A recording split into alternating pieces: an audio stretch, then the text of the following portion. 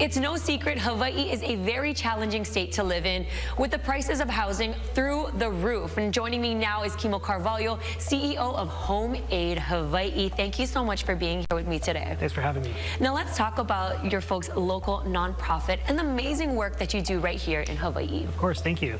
So HomeAid Hawaii is a local nonprofit developer and manager, and we are focused exclusively on building housing solutions for Hawaii's largest housing gap, which is those who need deeply affordable housing. Okay, you mentioned that keyword right there, deeply. So deeply affordable housing, what is that? Yeah, deeply affordable housing here in Hawaii looks like our Kauhale villages or even our wildfire housing on Maui. So these are for individuals who are at the lowest area median incomes of our society. So for an individual who's at 30% AMI, what that looks like is you're making about $30,000 annual salary. So you really need rents somewhere in the range of $150 to $700 a month.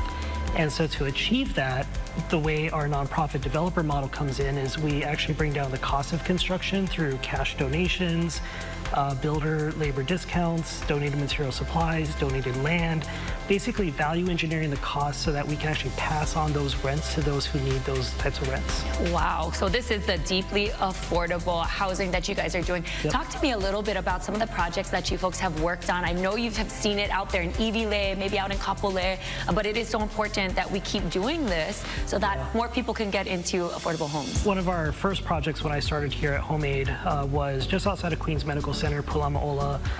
That was a $600,000 Kauhale project. It was 12 tiny homes right there outside of Department of Health.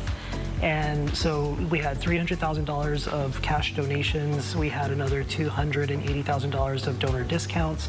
So really at the end of the day, the public really only paid about 20% of the total cost of development. Wow. And that actually got passed on to the renter or the end user. And so they were actually able to afford to be there. And it also saved the public taxpayers millions of dollars because these were residents who did not have to occupy the hospital right across the street.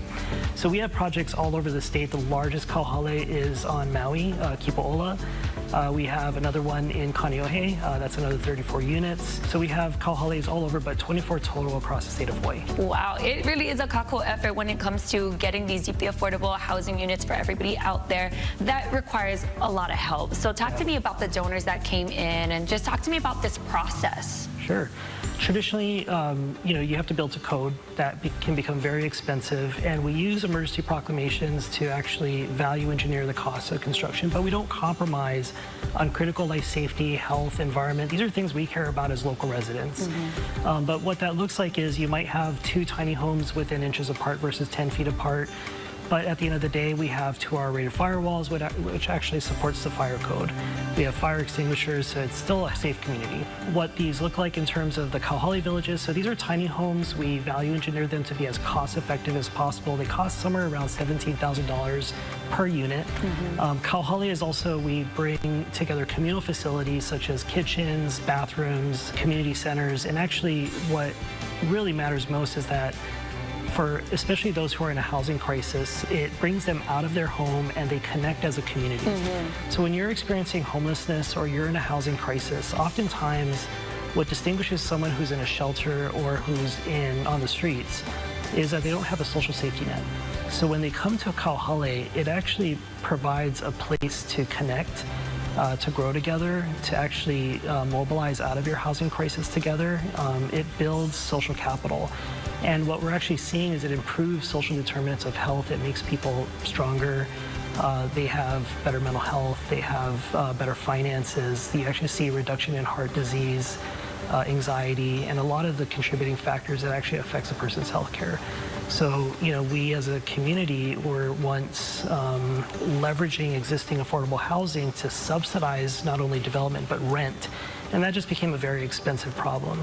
So instead, we're developing these villages, which is actually more conducive to building community rather than just putting people in isolation. Awesome. Well, I love to hear it. Of course, these are our working people here who just can't afford to make ends meet. So we need these deeply affordable housings right here for our community. And if people wanted to learn more about the local nonprofit, where would they go? HomeAidHawaii.org. Okay, Kimo, thank you so much for joining me today. We're going to continue to have this conversation and talk about this more and more.